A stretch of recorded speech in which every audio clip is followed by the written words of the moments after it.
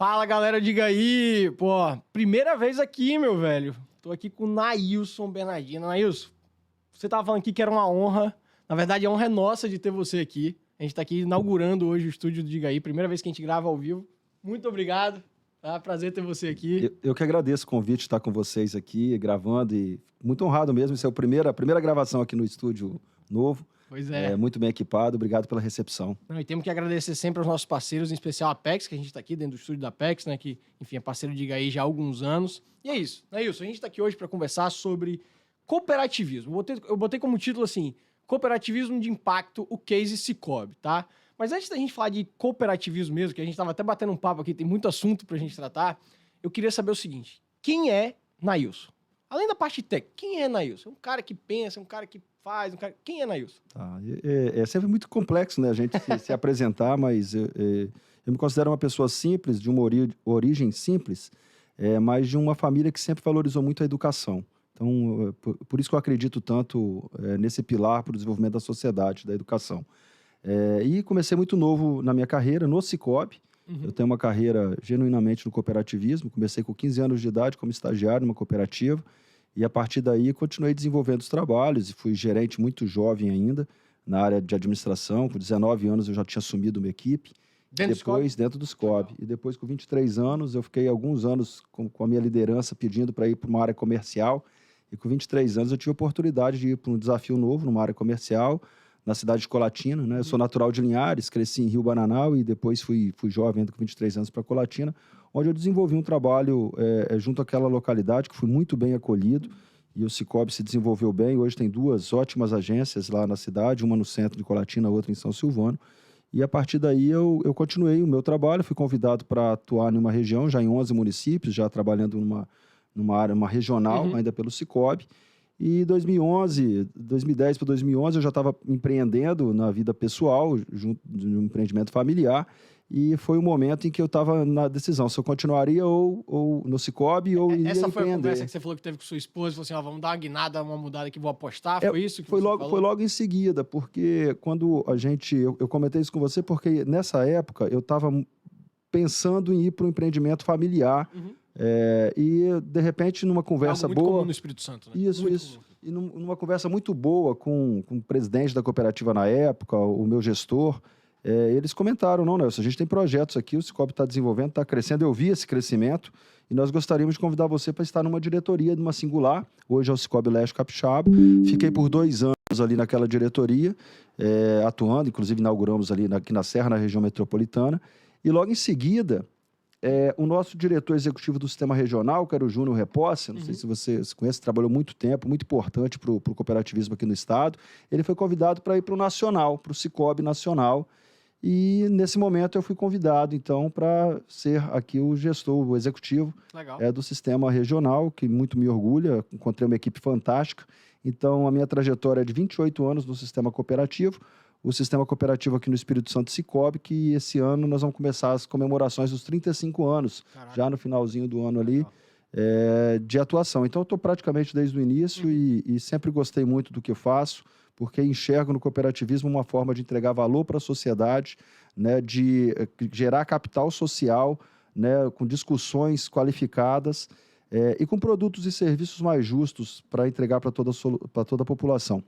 Isso é tão importante que virou uma forma de viver, né? Acho que faz parte, porque mesmo quando as pessoas não operam diretamente com uma cooperativa e naquela localidade existe uma cooperativa forte, pode ter certeza que as soluções no ambiente melhoram. Sobre isso também. Mas vem cá, teve algumas vezes, antes eu vou querer entender muito da governança, o que você pensa sobre cooperativismo, você estava até me falando que você acha que o futuro do cooperativismo é algo muito forte. Mas antes de entrar nesse ponto, eu queria entender o seguinte. Teve algumas vezes que eu já estive com você que eu falei assim, pô, Nailson, como é que tá lá o banco? E você falava assim, não, peraí, não é um banco. Mas vamos lá, é uma instituição financeira, certo? Certo. O que é, então, o Sicoob? Explica esse... O Sicoob é uma instituição financeira cooperativa. Ela começa com uma cooperativa e tem como objeto social soluções financeiras, ou seja, instituição financeira regulada pelo Banco Central do Brasil, né, todas as normas, né, o sistema financeiro brasileiro ele é muito bem regulado e orientado. Então, as classificações do porte das entidades, né, S1 as grandes instituições, e S5, as instituições com menor representatividade, e sempre isso é proporcional ao PIB. Essa é a regra. Então, a maior parte das cooperativas financeiras no Brasil são S5. Tá. As cooperativas centrais, o nosso banco, por exemplo, já centrais S4, o nosso banco de S3 para S2, porque consolida todas as operações. Então, o cooperativismo, ele começou há mais de 200 anos, mas, em linhas gerais, ele é muito atual, muito moderno, porque ele fala, nos seus princípios, de participação livre e voluntária, participação econômica dos membros, né? Processo e gestão democrático, e o último princípio, que é o sétimo princípio, é o interesse pela comunidade. Então, hoje a gente vê todo um movimento ESG no mundo inteiro, Sim. e isso é genuíno do cooperativismo. Legal, Não legal. só nas questões socioambientais, nas questões sociais. E não de falar da boca para fora, E como não tá da boca pra acontecendo fora. muito também, né? Tem muita gente aí, lógico que não são todos, não podemos generalizar, mas tem muita gente falando de ESG só para ficar bonitinho na fita e tal. E Mas tem muita gente fazendo bem feito, né? Tem Então, eu acho gente, que é a isso gente que eu tem tô separar falando. isso E aí eu tô mesmo, elogiando nossa. exatamente o Cicobi dessa forma aqui, porque não é só da boca para fora. Mas, vamos lá, parece um banco. Eu tenho conta, assim, o escritório tem conta, parece muito banco. É difícil não falar que é um banco. Tem uma frase do nosso diretor de Relações Sistêmicas, Daniel Mining, que ele diz o seguinte, né? Nós sempre seremos uma grande cooperativa e nunca um pequeno banco. Ok. Isso é muito forte para a gente, Interessante. porque no cooperativismo todos participam, então como essa gestão ela é democrática, e o nosso objetivo, no fundo do dia, além de entregar soluções financeiras adequadas, né, é também contribuir com o desenvolvimento da localidade. Então, é necessário gerar resultados, Ok. né, nós precisamos ser sustentáveis, é isso que o Cicobi faz ao longo desses 35 anos, mas aí vai a pergunta, e de quem é esse resultado? Esse resultado é de quem gerou ele, que são nossos cooperados e a sociedade. Então, nós vamos agora, por exemplo, no próximo dia 28 de fevereiro, divulgar todos os nossos resultados de forma sistêmica no Estado do Espírito Santo, mas eu já adianto um número aqui que nós estamos devolvendo do exercício de 2022, mais de 400 milhões de reais serão devolvidos para os cooperados. É como se fosse um resultado daquele esforço do cooperado de fazer parte da cooperativa? Isso, é um resultado da sua empresa. Sua empresa gerou um Eu me resultado. lembro de dividendos isso aí Isso, também. dividendos. E aí tem duas formas que a gente distribui esse resultado. Uma é pelo capital social investido integralizado, que aí nós pagamos juros ao capital. Sim, juros então, todo ano, igual a ideia do juros sobre capital próprio. Igual a ideia do juros, exatamente isso. E o segundo é a devolução das sobras, que aí não guarda relação com o capital investido. Ok. Ele guarda relação com as movimentações realizadas com a cooperativa. Ok. No final do dia, o que a gente faz é devolver para o cooperado parte daquilo que ele ajudou a cooperativa a ter de benefício. Então, é uma forma mais justa, mais democrática e que envolve toda a sociedade, né? As pessoas participam do ciclo assemblear, por exemplo, que é quando a gente coloca ali os projetos prioritários, o que nós vamos estar trabalhando durante o ano. Também ouvimos os cooperados e dessa forma a sociedade se envolve nesse projeto. Então, por isso que o cooperativismo, e aqui no Espírito Santo somos 7 cooperativas, em vias agora de se tornar 6, porque nós estamos num processo de unir 2 cooperativas, né? O Cicobi Norte e o Cicobi Leste, o que isso já aconteceu, por exemplo, nos países desenvolvidos, na Europa, Estados Unidos, já é um movimento que acontece há mais tempo. Aqui no Brasil, a gente ainda tem esse movimento de consolidação das cooperativas, ou seja, de fortalecimento para ganho de escala. E essas cooperativas no Espírito Santo, você me fez uma pergunta em off aqui, que eu acho que vale muito a pena a gente comentar, que as pessoas não entendem ainda o sistemática. Cada cooperativa ela nasceu numa determinada região. E, com o passar do tempo, surgiu a necessidade de se unir para poder competir com esse mercado que é muito agressivo. O mercado financeiro não é para amador. O mercado financeiro brasileiro ele é muito agressivo, é muito técnico e com muito investimento, especialmente em tecnologia. E, com isso, as cooperativas foram se juntando ao longo do tempo. Primeiro na marca, para fortalecer a marca, né? Sistemas tecnológicos, investimentos. Elas eram independentes, mas elas... Assim, são as várias... Elas são independentes, mas usavam a mesma marca, é isso? Isso. Todas são independentes, mas, por exemplo, para se juntar num sistema, a gente tem que criar o sistema de solidariedade. Para que você faça parte do sistema, você tem que atender requisitos mínimos exigidos pelo sistema. Então, foi isso que o sistema Cicobi se desenvolveu ao longo do tempo. Hoje, são mais de 300 cooperativas que se juntaram no sistema. Como a nossa central, a nossa regional aqui no Espírito Santo, temos 14 centrais no Brasil.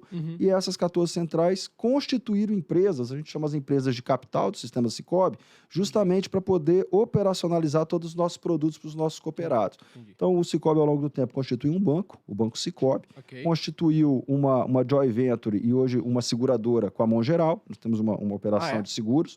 Temos uma operação de adquirência, né, e uma de meio de pagamento, que é a Cipag. Temos a Ponta administradora de consórcio, hoje o Cicobi Consórcio, né, e um fundo de pensão. São empresas do conglomerado Cicobi, empresas de capital fechado. Quem são os proprietários dessas empresas são as cooperativas centrais, representando as suas cooperativas filiadas. Criamos uma estrutura de governança. Por exemplo, o nosso representante no Sistema Nacional é o nosso presidente Bento Venturim. E, com isso, a gente está sempre em contato com o Cicobi no Brasil todo e conseguindo unir recursos para investir no que é necessário, né? A tecnologia, cibersegurança, dando comodidade para os nossos cooperados. Nem um pouco para trás em relação ao mercado aí que todo mundo, enfim, que a gente fica vendo aí. Essa é a grande questão, né? A gente precisa estar muito antenado porque o cooperado, no final do dia, ele quer produtos e serviços de qualidade, com comodidade e segurança. Então, precisamos investir. Não, sem dúvida. Tem como alguém, por exemplo, se nós dois somos cooperados, tem como eu ter mais cotas da cooperativa que você? Sim. A cota, no passado, já foi até uma barreira de entrada, né? Porque algumas cooperativas exigiam um valor maior, né? Porque era necessário para fazer a estrutura de capital. Mas hoje, com o passar do tempo e com a estruturação do sistema Cicobi, hoje é R$1 apenas para entrar no Cicobi, nas cooperativas aqui filiadas ao Espírito Santo. Mas esse é o mínimo. E aí você pode fazer novos investimentos, caso tenha... Isso representa mais voto? Não. Não, né? Cada cooperado é um voto. Cada cooperado é um voto. Uma pergunta que eu ia fazer, qual a diferença, então, na prática de uma cooperativa para uma sociedade empresária normal? Então, tipo, uma SA, uma limitada com cotas. Porque na faculdade, enfim, eu sou do direito, você sabe, na faculdade, aí a gente aprende a cooperativa como algo completamente em desuso, algo que, enfim, tá até fadado em sucesso, assim, basicamente. Não que seja a minha opinião, tá? Tô dizendo como a gente aprende. É zero a atenção que se dá para o modelo cooperado. Zero. Mas, Marcelo, é muito bom você trazer esse tópico, porque eu acredito muito no contrário dessa afirmação, né? Foi até um pontos que eu o cooperativismo ele vai crescer muito no Brasil. Quando a gente olha o cooperativismo financeiro no mundo, por exemplo, na França nós temos mais de 50% da população francesa associada a alguma cooperativa. 50%? 50%. Quando você pega a América do Norte, Estados Unidos e Canadá, nós temos na casa de 30% das pessoas já... mais de 30% da população associada. Aqui no Brasil, nós temos 15 milhões de cooperados apenas, somando todos os sistemas. O Cicobi, que é o maior, com 7 milhões, mas os outros sistemas todos, a gente soma aí 15 milhões. É o maior do Brasil? Em cooperativismo financeiro, sim. Número de cooperados, sim. Mas 15 milhões é muito pouco, né? Nós estamos falando aí de menos de 7% da população brasileira afiliada a uma cooperativa. Então, a expectativa é de um crescimento muito... Principalmente porque nos últimos 10, 15 anos se profissionalizou muito o cooperativismo, a governança desse processo melhorou bastante e a sociedade começou a entender que nós somos um modelo de negócio moderno. Hoje se fala muito em tirar a intermediação, né? Desintermediar esse movimento. E o cooperativismo é isso, porque é uma empresa sua que presta serviço para você. E que você, inclusive, tem renda, assim, dependendo do quanto você tem e tal, do quanto você movimenta, pelo que a gente estava falando aqui. Você tem um retorno direto. Isso. Você não é simplesmente um cliente. O primeiro retorno é você ter uma condição justa na operação financeira. Vamos pegar lá o primórdio do cooperativismo do Espírito Santo. Das 7 cooperativas nossas, 6 nasceram em cooperativas agropecuárias, e uma delas no setor de rochas ornamentais, das 7. Então, grupos que já estavam organizados em outros locais entenderam que estava na hora de também ter uma organização no sistema financeiro. E no norte do estado, por exemplo, da onde eu tenho origem, foi muito importante para conceder crédito rural no momento que a gente tinha escassez. Para conseguir melhores condições, né? Exatamente. Melhores condições de desenvolvimento. Então, essa união foi muito importante. E o que eu estou trazendo assim é porque... você fez uma outra consideração. É porque não uma empresa e uma cooperativa. Sim. É parte dos princípios, né? É uma filosofia que a gente juntos nós podemos ir mais longe, temos condições de organizar melhor os recursos e entregar maior valor para toda a sociedade. Então, eu percebo hoje movimentos de cooperativismo agro, por exemplo, aqui no estado, muito interessante, encontrando soluções para problemas da sociedade, né? Eu vou trazer esse exemplo rápido da Natercoop, antiga Copeave. Gostei muito, parabenizei muito e todos nós estamos muito felizes com o que eles estão fazendo com condomínios agrícolas, né? Legal. Agora leiteiros. Tem uma capacidade ociosa da indústria, por que não eles, com a expertise deles, colaborarem para que outras pessoas possam investir e a gente poder melhorar a nossa capacidade produtiva. Então, eu acho que a gente pode encontrar soluções conjuntas, isso que nós defendemos, através do modelo de negócio cooperativo. A impressão que me dá, assim, comparando muito... Vamos só para fins, enfim, exemplificativos aqui, vamos tratar o Sicoob como um... Eu sei que não é, tá? De novo, só como um banco para entender a questão da concorrência. Eu me sinto... Se eu fosse cooperado do Sicoob, eu sou como PJ, né? Mas eu como pessoa física. Se eu fosse cooperado do Sicoob e eu tivesse uma ação, por exemplo, do Itaú, eu me sentiria muito mais dono do Sicoob do que do Itaú. E talvez esse seja um sentimento que você está falando do caminhar junto, de ir junto. Talvez esse sentimento seja algo que seja muito relevante para quem se torna cooperado. É muito relevante. A gente percebe que muitos, quando começam na cooperativa, até às vezes não. As pessoas às vezes começam por um benefício pessoal. Mas depois que ele entende todo o ecossistema onde ele está inserido, o propósito da cooperativa, como a cooperativa valoriza as ações de cunho social, até às vezes pecamos na divulgação, né? Mas assim, a gente apoia muito iniciativas de impacto, como você trouxe na mensagem inicial, em várias localidades. Por exemplo, a gente tem uma ação já há vários anos que é colaborar com as pessoas, especialmente as pessoas mais carentes, durante os meses aí de outubro a dezembro, com 3 programas, o câncer de mama, o câncer de próstata e o de pele. Isso é feito pelo Sicoob e esse ano foram mais de 15 mil, o ano passado, perdão, foram mais de 15 mil exames realizados pelas cooperativas do Sicoob. Zeramos filas em muitos municípios. Então, assim, são ações genuinamente do cooperativismo, né, com todo um arranjo produtivo local, né, a gente não fica movimentando as pessoas, a gente apoia lá na localidade. E gerando renda, gerando essa questão do capital social, gerando poupança, né? Assim, quando as pessoas... A gente também comentou rapidamente sobre o liberalismo. É um ponto que eu gosto, esse é o tema que eu gosto. Essa questão do primeiro princípio... Diga aí, fala muito isso, verdade de negócio. E o primeiro princípio do cooperativismo é isso, né? Adesão livre e voluntária. Isso é importante. Só entra quando quer e sai quando quer, e se estiver fazendo sentido para a vida dele. Então, eu acho que o modelo cooperativismo ele é muito atual. Nós trabalhamos a palavra equidade, sim, não é igualdade, para separar bastante, né? São coisas bem diferentes. Talvez o que vem, as pessoas estão escutando falar muito hoje de uma nova linha de ação que fala muito do capitalismo consciente, né? Talvez o cooperativismo, esse capitalismo consciente, ele já existe de certa forma através da filosofia cooperativista, né? Que é uma filosofia de muito tempo. E que cada vez se torna mais atual. Porque assim, a gente fala muito assim, vamos lá, eu falei muito pouco sobre isso no Diga Aí, mas apesar de como eu vivo no meio liberal, a gente fala muito sobre isso. Mas as pessoas confundem muito a questão do liberalismo, porque enfim, o liberal, aquele cara que estuda muito liberalismo, ele está muito ligado à corrente do individualismo, né? Só que essa corrente do individualismo ela é muito mal interpretada, achando que é o seguinte, eu quero morar sozinho numa ilha e quero... Não é isso, impossível.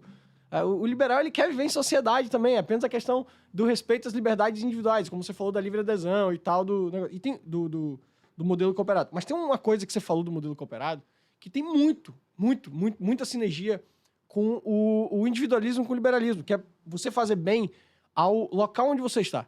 Então, como um modelo de negócio, se você melhora o ambiente de negócios da região onde o Sicoob está instalado, promovendo mais, sei lá, mais renda, promovendo mais oportunidades, promovendo maior acesso a crédito, e você vai desenvolver aquela região, aquilo sem dúvida vai contribuir para o crescimento do Sicoob. Isso está muito ligado com o capitalismo. Né? É porque, assim, de novo, capitalismo consciente, mas, desculpa, não existe capitalismo inconsciente. Existe má aplicação de um capitalismo, existe a boa aplicação do capitalismo. Quando você tem uma boa aplicação do capitalismo, como você está narrando aqui do Sicoob, seria esse tal do capitalismo. Mas capitalismo não só, assim... Mas eu entendo, porque tem muita gente hoje pegando alguns termos e aí, nossa, o capitalista malvadão, não se preocupa com ninguém, cara. Não é isso, não é isso. Não, Isso é uma interpretação muito equivocada do capitalismo e do liberalismo. E nós chegamos na sociedade onde chegamos, assim, com o desenvolvimento devido a isso, devido ao investimento, capitalismo, compara países capitalistas com o livre mercado. O que nós do cooperativismo pregamos, entendemos, é que nós fazemos parte através dessa organização social. E isso é muito importante, porque são as pessoas que são empoderadas para fazer as suas ações em determinadas atividades. Um grupo de pessoas, então eu sempre falo também dos fundadores, né? Um grupo de pessoas, às vezes 20, 30 pessoas que começaram uma operação que hoje a gente fica perto de 20% do share de mercado aqui no Espírito Santo, né? Aqui no estado, mais de 600 mil pessoas se reúnem em torno dessas cooperativas, né? Do sistema Sicoob. Então, uma operação começou muito pequena, mas com um propósito muito nobre e com técnicas empresariais para se desenvolver, né? Sem dúvida. Então é por isso que a gente continua... precisa se desenvolver. Isso. Não vai morrer assim.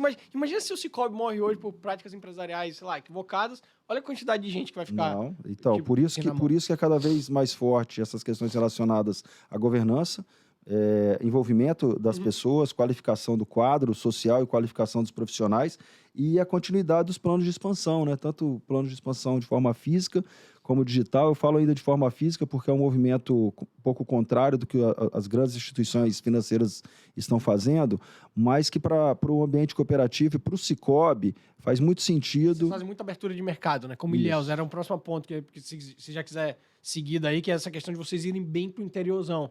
Mesmo, que eu sou de Ilhéus, vocês abriram lá, a gente conversou bastante. E aí eu sempre tenho que fazer um agradecimento para você e hoje o público alcançando um número maior de pessoas, né? A primeira vez que eu fui em Ilhéus para conhecer a operação que estava lá, por um amigo em comum, né? Comum que a gente tem. Eu falei, poxa, eu estou precisando conhecer algumas pessoas em Ilhéus e tal. E aí me apresentaram o Marcelo Mendonça, seu pai, que eu mando um grande abraço. Beijo, me ajudou muito lá. Quando eu cheguei, eu achei que eu ia só almoçar com ele, conversar. Ele estava lá na frente do aeroporto me esperando e andou comigo lá 1 ou 2 dias. O perfil dele, sempre do meu lado, me apresentando todo mundo. E, assim, adiantou, junto com o diretor da cooperativa, o Alaí, que estava comigo. Mas, assim, nós temos planos de expansão para a Bahia, algumas regiões da Bahia, para o estado do Rio de Janeiro, que é onde nós estamos. Fomos também ali por causa de uma questão geográfica. São José dos Campos também tem cooperativas nossas atuando ali em São Paulo. Então, nós vamos crescer ainda no nosso plano de expansão. A gente tem um plano até 25 de crescimento com agências físicas e até lá nós estamos estudando aí essas modificações na forma de se relacionar com o dinheiro. O Pix ajudou muito isso, o Open Finance, e agora vamos ver como será o Real Digital, que já está em testes, né? A gente já tem informações que já estão testando. Então, são novas tecnologias que o cooperativismo tem que se adequar. A agência física ainda traz um custo alto, um custo financeiro, e isso tira um pouco da competitividade. Muito mais hoje como estratégia de aquisição de mercado, né? De mercado e também de contribuir com o nosso propósito, né? Que nós temos um propósito que é conectar as pessoas para contribuir com a justiça financeira. O Brasil é muito atrasado na educação financeira. Muito atrasado, é um dos pontos que a gente fala sempre aqui. E aí as pessoas, às vezes, elas não conseguem, tanto na educação financeira como na inclusão tecnológica. Legal. Então tem muitas pessoas que não conseguem operar bem com a tecnologia porque não conhecem os produtos que estão ali disponíveis. Então é muito importante que a gente tenha um ponto físico de orientação para que as pessoas possam conhecer, primeiro, o que é o cooperativismo e serem inseridos aí numa melhor prática e escolhas de produtos financeiros. Quais são as principais coisas que as pessoas fazem hoje nas agências físicas? Não, tem todo um relacionamento, uma consultoria, né? Como Ilhéus. Ilhéus ainda tem muitas pessoas assim que vão conhecer, né, o que é o Sicoob, o que é o cooperativismo, tirar algumas dúvidas sobre produtos e serviços, né? Mas a gente pensa, assim, na nossa estratégia, as agências do futuro serão agências de consultores, de orientadores financeiros e de uma melhor estruturação, tanto para as empresas como para as pessoas físicas, né? Então, o mercado vem mudando cada vez mais e o que vai ficar é o conhecimento. Então, é importante que a gente possa transmitir para as pessoas, especialmente, nós temos nossos objetivos também atendimento de pessoas classe C, D e E. É muito raro ter uma instituição financeira que tem um foco como nós temos em colocar essas pessoas para o mercado através, né, dessa orientação correta. Então, por isso que nas agências hoje estão se transformando em um local de consultoria, de assessoramento. Que legal, muito bacana. Agora, a gente, falamos sobre o que é uma cooperativa, falamos muito do propósito, falamos até da ligação, não estava no meu script aqui, mas foi muito bom, falamos até da ligação com a filosofia liberal e tal. Mas como que funciona em termos de governança, de poder decisório cooperativo? Porque a gente estava aqui conversando, você falou, pô, tem 7 regionais, mas que são PJs meio que independentes, mas tem uma ligação, e eu sei que tem os presidentes, tem os diretores, mas assim, como que funciona? E os cooperados também têm voto, aí tem as assembleias e tal? Me explica um pouco sobre isso. É muito importante a gente tratar um pouco dessa governança, porque nesses 35 anos as cooperativas nasceram independentes. Cada uma tinha o seu segmento. Só que não conseguiriam competir no mercado como esse mercado se não se organizassem em sistema. Então, as cooperativas filiadas, que aqui no Espírito Santo são 7, se reuniram e em 1989 fundaram a Central. E a Central ela tem como objetivo dar serviços em escala em maior controle para as cooperativas filiadas. Então, vários dos serviços que as cooperativas filiadas faziam vieram para o sistema regional. Então, assim, resumidamente, para as pessoas entenderem de forma fácil, é como se a central fosse uma hold. Tá? Só que o comando é das cooperativas. Okay. Então a gente define as estratégias e executamos as estratégias para a sede cooperativa. Isso deu muito dinamismo, padronização. E esse sistema ele tem que ser solidário, porque estatutariamente a gente tem que ter o poder de exigência para que o sistema trabalhe dentro das normas estabelecidas. Então, há uma autonomia dentro de regras pactuadas. Na década de 90, o sistema entendeu que a gente precisaria de ir além. Então, em 1995, o Banco Central autorizou as criações dos bancos cooperativos e o nosso banco foi fundado em 1997. Então, deu autonomia operacional. Até então, as cooperativas trabalhavam com instituições financeiras tradicionais. No nosso caso, era o Banco do Brasil e, a partir da constituição do nosso banco, o Banco Sicoob passou a operar para todas as cooperativas financeiras no Brasil. E investimento em tecnologia. Né? Se uma cooperativa só tivesse que fazer seu sistema, todo o seu desenvolvimento... quando você se une, fica muito mais fácil. Então, a governança funciona da seguinte forma. Cooperativa singular tem um assento da cooperativa central. Ok? E aí tem uma governança política das cooperativas, né? E a governança técnica que cuida de toda a operação. Todos homologados pelo Banco Central do Brasil. E no nacional, cada sistema regional tem um assento no nacional e tem uma diretoria técnica que cuida de todas as operações. Então, e lá na base, são 600 mil cooperados, né? Então, como que a gente teria essa representação?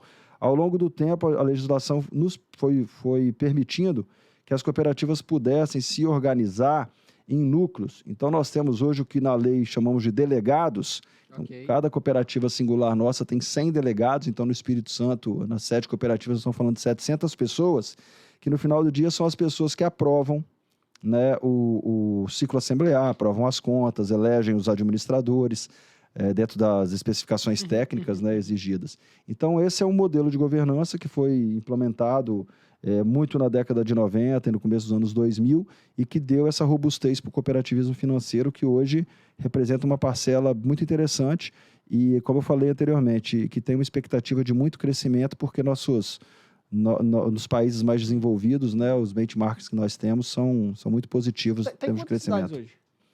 No Espírito Santo, nós estamos em 73 das 78. Brasil.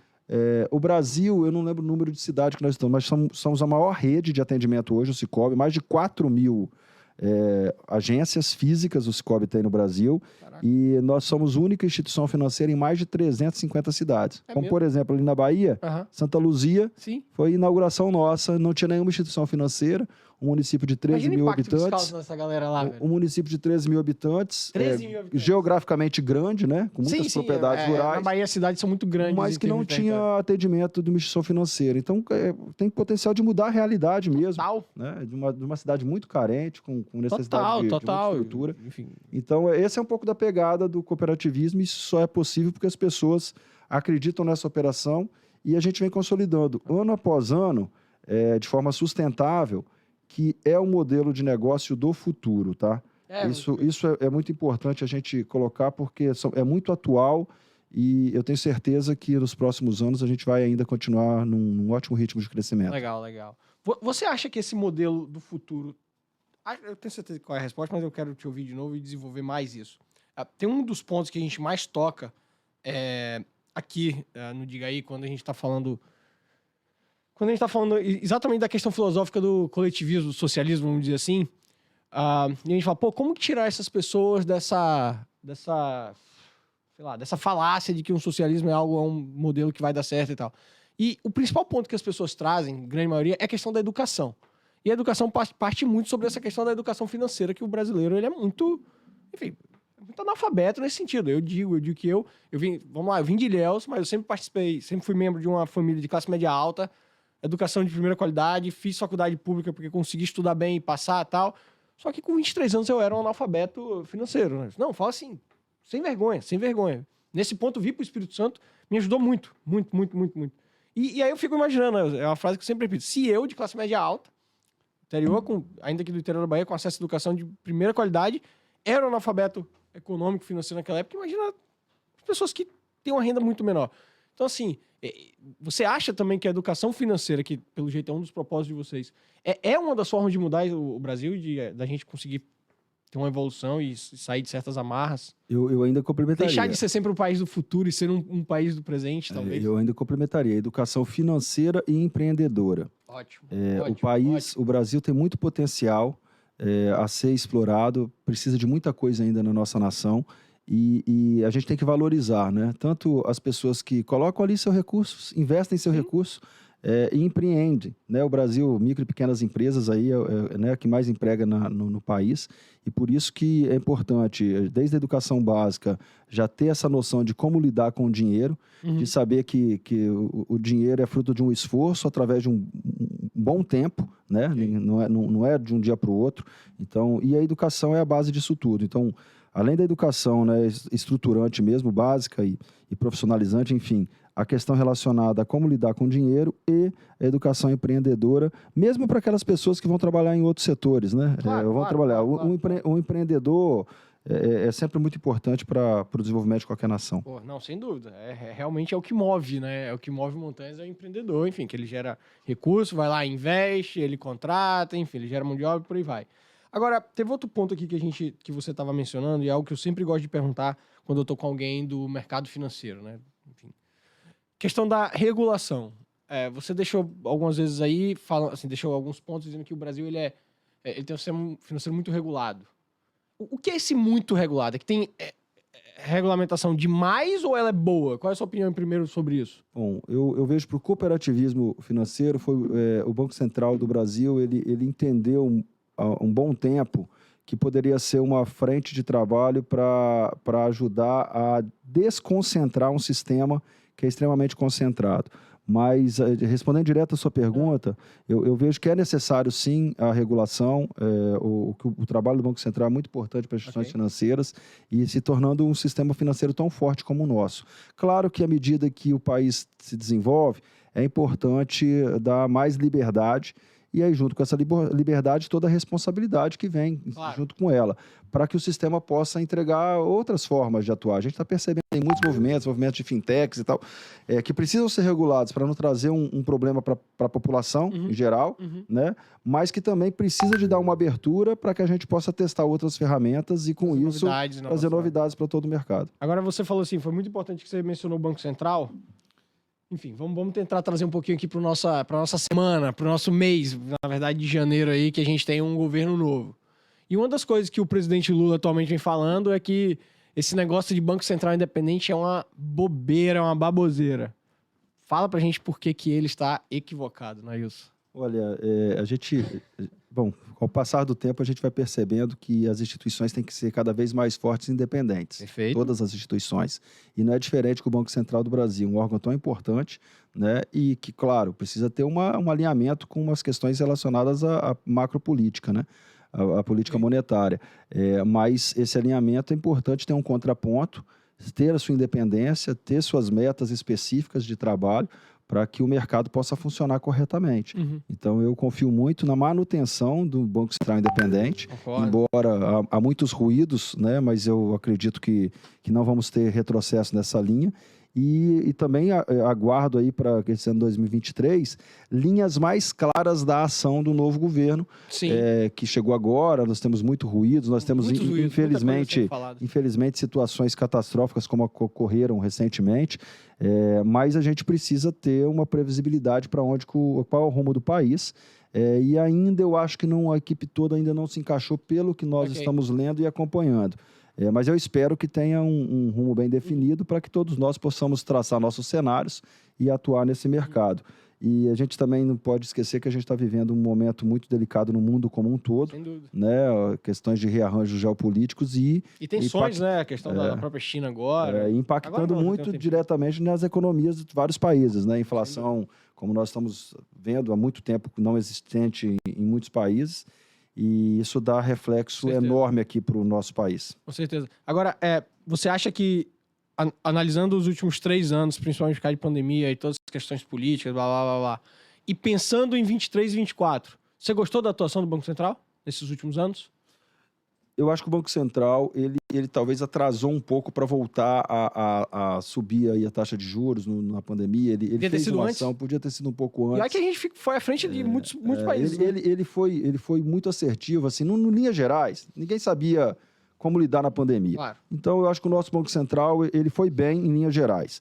Poderia ter sido, talvez, iniciado o ciclo de alta um pouco antes, e com isso, talvez a gente tivesse contido a inflação um pouco menos nesse patamar de 13,75, né? Ok. Que nós estamos numa taxa de juro real muito, muito alta e o Banco Central tem que rever isso. Mas precisa também de ter um ambiente internacional que facilite com que o Banco Central consiga entrar nessa curva de redução da taxa de juros para a gente conviver aí. Eu acho que para a nossa economia... a gente não tem como fazer milagre pela necessidade fiscal que nós temos, uma taxa de juros de 8, 7, 8, é o que eu acho que nós vamos viver aí num período mais longevo, né? Sim. Estou falando aí depois de talvez 26, 27. Você acha que até lá a gente fica com essa taxa alta? Eu acho que nos próximos anos, enquanto não tiver uma certeza absoluta, nós vamos ter taxa de 2 dígitos aí sim. É mesmo? Pelo menos nos próximos 2 ou 3 anos, dependendo dos rumos fiscais do país. Okay. E o rumo fiscal, por exemplo, passaria por uma iminente reforma tributária? Eu não sei se eu vou ficar muito longe das opiniões, mas eu fico muito receoso que estava bem madura a reforma tributária. Tá. A sociedade está consciente que é necessário. Tá. Mas diferente da reforma da Previdência, que a gente tinha que fazer alguma reforma, independente do tipo de reforma, tinha que fazer uma reforma. Ficar do jeito que está, a reforma tributária, nós temos que fazer uma reforma tributária, mas tem que ter algumas premissas, né? A premissa da simplificação. Não aumento da carga. E não aumento da carga. Se não tiver essas premissas respondidas, é quase assim... talvez é melhor se discutir mais um pouco, porque se a gente não é fazer uma reforma e poder piorar. Então, eu fico muito... nesse momento que nós estamos vivendo de muitos ruídos, muitas conversas distintas dentro do próprio governo, aguardar um pouco esse alinhamento para que se tenha uma reforma que guarde condições com esses princípios. Volto a dizer, é diferente da reforma da Previdência. Qualquer uma seria melhor do que não ter. A reforma tributária é importante que a gente demorou tanto tempo para fazer, que a gente faça uma reforma que realmente incentiva o empreendedor brasileiro. A gente, no ano passado, aqui no Diga Aí, entrevistou o Bernardo Api, que é, enfim, o pai, vamos chamar assim, da PEC 45 lá, e eu gosto de elogiar, independente de onde vem, eu gosto de elogiar boas ideias, tá? Nesse ponto, eu até fico feliz que o governo atual parece que já confirmou que é ele que vai tocar isso. Isso é bom. Isso é bom. Aí, quando a gente conversou, ficou claro para mim que há, sim, uma simplificação tributária, tá? Para mim, a carga tributária é algo diferente do custo tributário. O custo tributário do Brasil é muito superior, inclusive, à sua carga. Agora, eu tenho dúvidas sobre a questão da redução. Ainda mais com o governo que a gente está lá hoje, que não tem a pauta da redução da carga tributária. Vamos taxar os mais ricos, taxar mais ricos, e que não deu certo em lugar nenhum do mundo. Mas, enfim, não precisamos entrar nesse ponto aqui, não. Agora, para a gente começar a caminhar para o final aí, você acredita no Brasil para esses próximos anos, Ailson, apesar dessas intempéries que a gente Acredito muito. O Brasil já deu muitas provas de resiliência, mostrando a sua democracia forte e excelentes empreendedores aqui no Brasil, né? E um mercado enorme e também pujante aí. O mundo precisa do Brasil para alimentos, entre outras questões. Eu acredito muito. Eu acho que já demos prova no passado recente, né? E também eu percebo, olhando aqui no local, né? O nosso executivo, assim, eu acho que a gente está com muitos avanços. Eu estou muito esperançoso do ambiente local, capixaba, muito esperançoso mesmo, achando que a gente está encontrando alguns caminhos para acelerar, né? O Espírito Santo já vem numa sequência de bons anos e tal, mas eu estou vendo, assim, estou esperançoso com esses caminhos, encurtando alguns caminhos para a gente avançar. E vendo algumas movimentações no Executivo Federal, por exemplo, quando a gente olha para a área da educação, a gente está muito contente vendo pessoas que estão na área da educação, que já têm histórico de entrega em alguns locais onde já passaram. Então, assim, eu tenho esperança, tenho expectativa e confio muito que o Brasil vai conseguir avançar nos próximos anos. A gente vai ter um 2023 turbulento, talvez, né, já está contratado um baixo crescimento, mas eu espero que aí, a partir do segundo semestre, a gente já tenha aí um norte da forma de atuação do país e todos os empreendedores vão se adaptar para que a gente possa continuar produzindo. Você acha que parece muito com aquele ciclo que o Lula pegou no Lula 1, que foi um ciclo muito do mercado internacional precisando da gente, e seria esse o momento que a gente está vivendo agora? Porque, inclusive, assim, vamos lá, mercado internacional questões geopolíticas, como você falou, tá tudo turbulento. Pô, nós somos um grande produtor de diversas commodities. Você acha que é aí que a gente tem que se fortalecer? Eu acredito muito nisso. Eu acho que o Brasil ele tem toda essa capacidade produtiva, muita tecnologia, e ele pode ser um celeiro de alimentos, sim, para o mundo. Essa fala já vem sendo muito batida, mas eu acho que é um posicionamento que o Brasil pode ter, melhorando suas relações internacionais, e se tornar um país cada vez mais exportador das suas commodities e, dentro do possível, um plano para que a gente também possa fortalecer a indústria brasileira e também colocar algum valor agregado sobre essa produção que nós temos. É importante, né, esse rearranjo das cadeias produtivas internacionais, então eu confio muito que o Brasil vai conseguir se posicionar, e aí eu acho que o Brasil já aprendeu isso, independente de governo, nós vamos estar trabalhando e contando que o governo possa ter um encaminhamento que deixe o Brasil numa condição boa. Essa é outra questão da pegada liberal, que é o seguinte, cara, para de pensar no governo, não, toca a sua vida, faz aquilo que você pode de melhor. E, óbvio, a gente tem sempre que esperar um governo que atrapalhe menos a gente, que deixe a veia empreendedora, a veia de desenvolvimento, a veia de inovação acender das pessoas. Última pergunta para a gente passar para nossa fase 2 e caminhar para o final. Qual a maior dificuldade de tocar uma cooperativa? A maior dificuldade, ela também é a maior virtude, né? Porque é a questão relacionada à governança, né? Temos que atender os interesses, né? Um líder de uma cooperativa, ele tem que saber ouvir bastante, atender os interesses do seu quadro social, mas dando sustentabilidade para a cooperativa, né? Não entrar em nenhuma esfera no sentido populista, né? Às vezes a gente tem um produto ou um serviço, você pode precificar menos, você pode fazer isso, mas você precisa de ter a sustentação da operação ao longo do tempo. Claro, então, às vezes, são decisões, por exemplo, em 2014, 2015, quando nós fizemos eventos com os nossos cooperados, né? Aumentando as reservas legais da cooperativa, isso foi muito importante, porque hoje estruturou a cooperativa para ter uma origem de captação perene, com custo baixo, que nos desse competitividade. Perfeito. Mas quando você toma uma decisão dessa, é menos recurso que volta para o cooperado. Claro.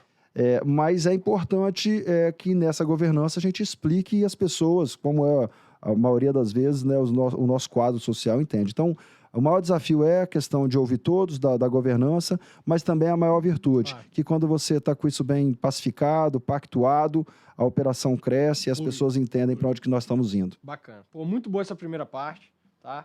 A nossa segunda parte é super dinâmica, tá? A gente não precisa desenvolver aqui, é papum, a galera até brinca que é o momento Marília Gabriela.